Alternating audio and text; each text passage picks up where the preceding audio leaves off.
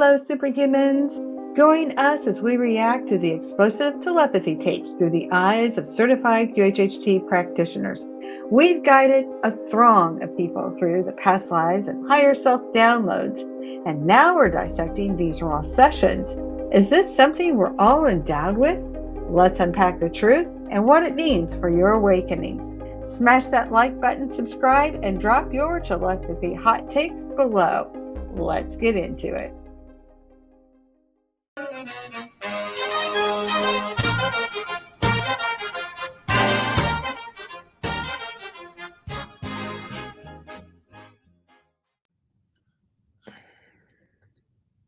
Hello there, superhumans. I'm Sally, and with me is Christina. We're two QHHT practitioners, and we are doing reaction videos to the telepathy tapes. And the reason for that is because we're always in somebody's subconscious or the higher self. And a lot of this applies, and it's going to be interesting to some of the stories that we share that we've had, known other people that have gone through QHHT, or some of the things that even Dolores Cannon has said that marries beautifully with the telepathy tape. So, Christina, are you excited to get started? I am. This is so cool. Yep, let's get this rolling. I'm going to go ahead and hit play, and remember to signal me if you have something you want to say, because this is our reaction. Yeah. All right. So for anybody who wants to watch this full episode, I'll leave a link in the description box below. So we're going to have to stop it kind of often because that's what YouTube requires. So here we go. And savants and telepathy. So yeah, could you maybe even read me some emails of what parents might say when they reach out to you for the first time? This email is from a medical doctor. He wrote, "As much as I have been trained to think otherwise, I believe that I am the guardian of a non-speaking autistic child who I had thought was a savant, but now it is inescapable to believe that he can easily read my mind. He can write down any number of words of which I am thinking, as insane as that sounds. Please call me." She took me through an array of emails. We have made her multiple tests, and he would answer correctly every time. Then I made up a number in my head, and she wrote it. He was writing the answers from my thoughts. She can read other people's minds besides me. Looking forward to hearing. All right, I got to stop there. All right, so many years ago when I first started with QHHT and I was new, I had a lady come over and she had a nonverbal 8-year-old autistic child. And he was getting really frustrated and she wasn't really sure how to help him. And so the whole point for her to come in was to try to maybe understand from her higher self what is needed to calm him down, because the older he got, the more agitated he became. And so, he would go to school every day, he went to his school, but he wasn't, or they, the parents, weren't even sure if he knew his ABCs because he was very nonverbal and just getting more frustrated. So when I put her into the theta state, she almost instantaneously connected with her son and they had soul to soul contact. It blew my mind. She goes on to say, there are things that I need. And he gave her a list of things that he needed. And most of it was food. It was food and how to prepare the food. And I'm thinking, okay, that's interesting. And he said, when you get home, hand me the iPad and I'll communicate with you. And I'm like, well, that's going to be interesting. Because, as a practitioner, you're like, what's going on here? And I was really new to this. And so then she said, by the way, I am a seventh dimensional being. I am not here for me. I'm here for you. Stop treating me like I'm broken. That blew my mind. But it didn't there. He said, by the way, I can read your mind. And she's like, oh, no, now what do I do? Oh So my, anyway, she came up and so we talked about it, as you do when you go through the follow-up after the session.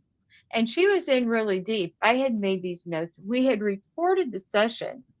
And I said, he said these things, and by the way, he can read your mind. But she was in so deep, she didn't remember the conversation. So I said, well, before you get too deep in with your son, maybe listen to your session first. But here are the takeaways. Well, she didn't even get to listen to the session. I mean, she darted home, handed him the iPad, and he started communicating with her. He knew his ABCs. He had proper sentence structures. He could communicate with her like she was talking to an adult. that just blows my mind. That's crazy. Yeah, and he was reading her mind. Oh yeah, So, yeah. I know. And so when Kai comes up with his telepathy tapes and I'm watching this for the first time, I'm like, no way. I mean, that's exactly what happened to me. Where's Kai? I want to talk to Kai. you know? Right?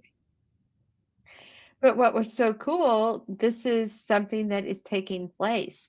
And parents of autistic children, I have been the recipient of a QHHT practitioner connecting them soul to soul.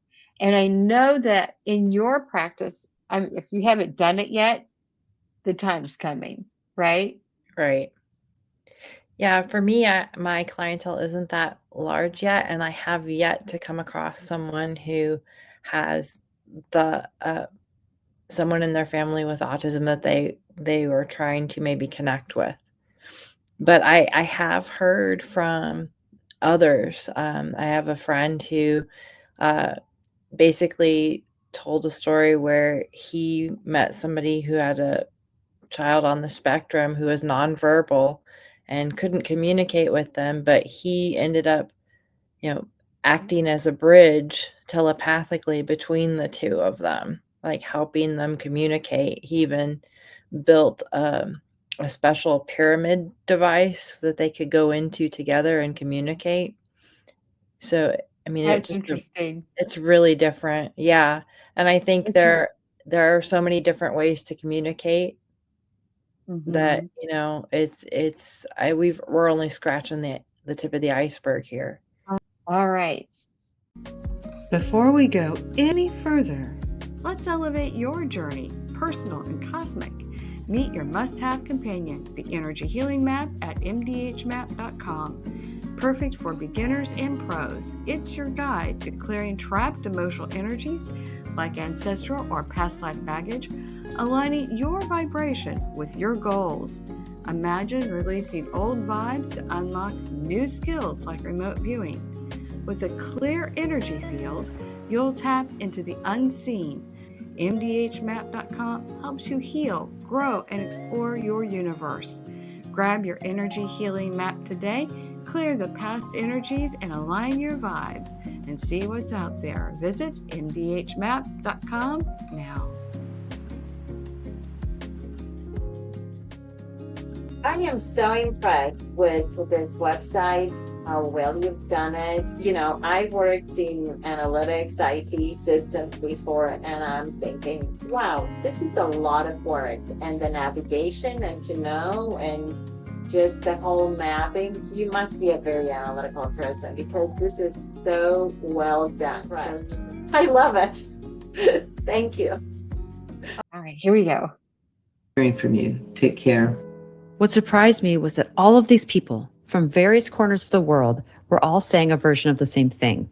They had a child diagnosed with non-speaking autism. Doctors and or educators had told the parents their children would never communicate or perceive the world beyond the level of a toddler. However, through a leap of faith or a twist of fate, these parents discovered their kids were in there. And in these cases, the kids learned to communicate via an iPad or a letterboard. And once the kids were communicating, the parents discovered through various means their children could read their minds. And they would test this unbelievable assertion over and over again, only to find that it was true. So I said, when I heard that, I was totally mind blown because of my own experience. I just want to encourage anybody watching this, anybody watching this with nonverbal autistic children, maybe reach out in your local area for a QHHT practitioner and see if you can do a soul-to-soul contact, because it can be so healing and beneficial. But caution, they're reading your mind, so be careful what you think. Many of these parents were not believed and felt alone, and they all had the same concerns. They had concerns about educating their children. They didn't know how to hide birthday presents or candy without it being found. They didn't know how to protect their private conversations or thoughts. And what touched me the most is these parents were grappling with something that they believed to be absolutely impossible. But here they were. They were watching something unfold that had no rational explanation. And they literally had nowhere to turn but this email inbox. So this is an email that I received from Sophia, and this is her first contact with me. Hi, Dr. Powell. I am from Mexico. I had a cousin, Mia. She is 12. She can't talk and didn't communicate with us before. Recently, she got an iPad and started typing things. We thought she could read books in seconds and had photographic memory. My aunt read her some paragraphs and she could finish the sentence or said on what page it was. And this may sound silly, but she is reading my aunt's mind. We have made her multiple tests, not professionally, and that's what she really does. Just her mom's mind, so far no one else's. We don't know what to do now. I greatly appreciate your time reading this. I hope you could answer me. Thank you, Sophia. I asked As a QHHT practitioner, I'm really, really glad that this one soul that I worked with stated that they were a seventh dimensional being, that I'm not here for me, I'm here for you. And his frustration was because he's trying to communicate, but he's locked in this body. And, you know, one of the things that we did learn in that session, and I haven't really shared that much, is it is very difficult for these large energy beings to sort of squeeze into these physical bodies. And it's interesting when you sort of pair that with a lot of near-death experiencers. You know, when they come back into their body, sometimes it's hard to get back into the body because they're so expanded. We find that fascinating. Yeah, when I was doing training, I remember Julia Cannon, Dolores's daughter, has this drawing of like how that all works, of the soul coming down into the body, and like you get just this little piece that's of a much larger being thing that is trying to fit into this little avatar vehicle, this human body.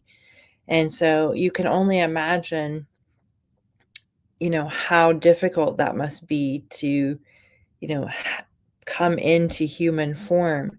And if you can't get all the right bits and pieces together in that form, that's kind of how I feel like the nonverbal autistic children are. It's that they couldn't fit all of their expansiveness into the avatar. Mm-hmm. So In when I was in Dolores Cannon's class, I don't know if they shared this story in your class when you took it, but she was saying one day she was crossing the street, like she was in some city, and as she was going one way, there was a person who was pretty severely limited in a wheelchair that was motorized. And she remembered thinking as she locked eyes with the person, boy, you picked a hard one this time, didn't you? And it was, the reaction was he understood her. And I can't remember how she understood that. I don't remember the rest of the story. I probably should have brought that up. But yeah, that was kind of the premise of it. yeah, I kind of remember a little bit of that story, but I don't remember, you know, how I know there was understanding between the two of them. Yeah, yeah. Golly, I mean, it just goes to show, you know, when they're doing all this brain science, they're beginning to understand that the brain is just a receiver, and that actually everything is consciousness, which is really interesting. I really love the work of Greg Braden and some of the others. But anyway, that's another story for another day. Diane about the career implications of her following this line of research. I knew that a lot of people would think, boy, Diane's gone off the deep end. But that's the risk any scientist takes when they challenge the current paradigm. The data was so compelling and accurate that I had to follow it. Of memories. Okay, it's testing day, and there's a lot going on. Mia, her father, her mother, and her cousin Sophia, who originally reached out, are all at the house. And so is a crew of about 6 people. The house is a mid-century ranch in Glendale. It's on a beautiful wide street with lots of lawns and trees. Because there's almost nothing in the cabinets, I make the assumption that the house is mostly used for Airbnb and film rentals. There's a large living room, and that's where we've set up. We've removed almost all the furniture from the room, except for a gray fabric couch, where we will position Mia and her mother for the tests.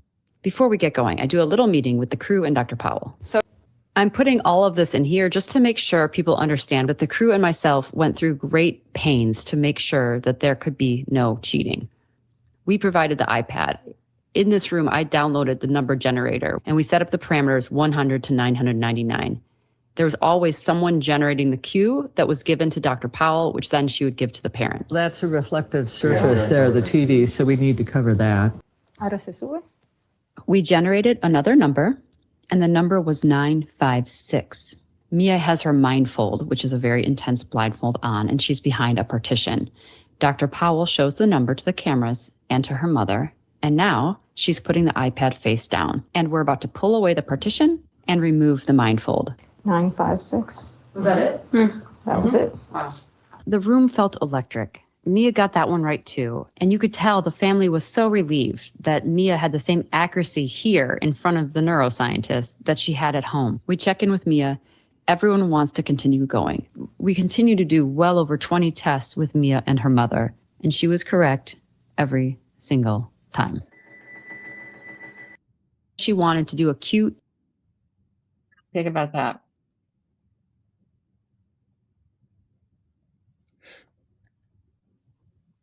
I'm sorry?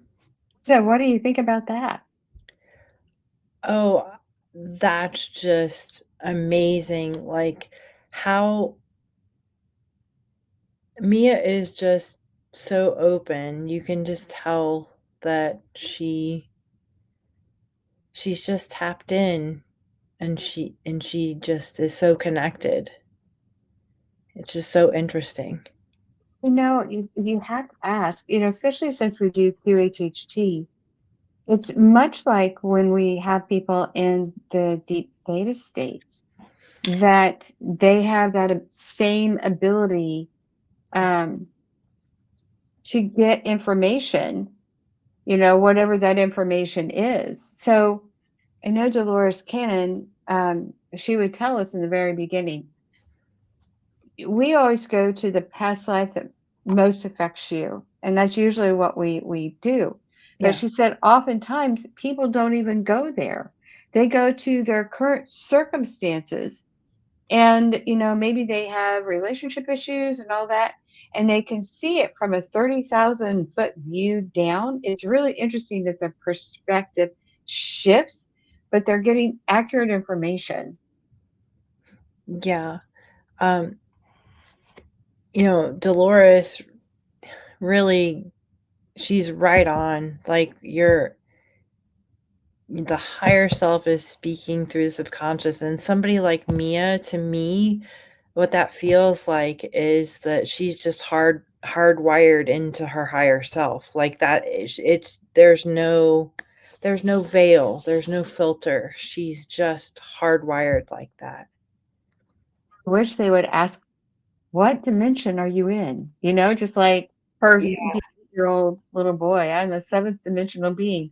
Like, oh my gosh, what does this mean? We can't hardly even wrap our heads around 3 dimensions, And so I just love this stuff. Here we go. EEG brain scan during a telepathy experiment. Dr. Tarrant volunteered to do this for us. He put tight caps on both Mia and her mother, filled the holes with some sort of gel, clipped something on the ears, and hooked all of this up to a computer. Mia did not like the clip on her ear, but she was a trooper and able to sit still long enough to do some telepathy experiments so Jeff could get good data. The biggest overall finding is really this increase of activation across all the brain waves. If there was no change, I would definitely be skeptical. This won't be the only QEEG test that Jeff volunteers to do for us, so we'll dive more into his findings and research in future episodes. After our 2 days of filming together, I had more questions than answers, and I was fixated on finding out how and why this is possible and how widespread it was. When we were leaving the shoot, I said to Dr. Powell, "That seemed so easy to demonstrate and so unbelievable. How is this not everywhere?" And in so many words, she said, "You haven't seen anything yet." And then she relayed in a gentle way that all of the tests we'd done over the past 2 days would not be accepted by her scientific peers. That was difficult for me to compute because what I saw in that room twisted my mind and my heart and my soul into a pretzel. I totally get that because you know what?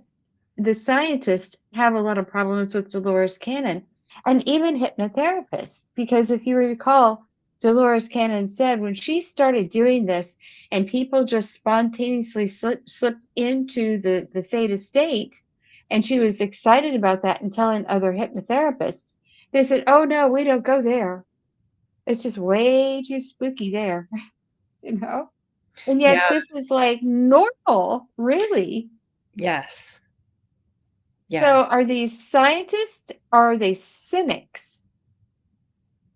Because aren't scientists supposed to be open-minded? And if you're doing everything you can to protect the test and it's repeatable and you're getting the same answers, isn't that the stress test that they should be going through?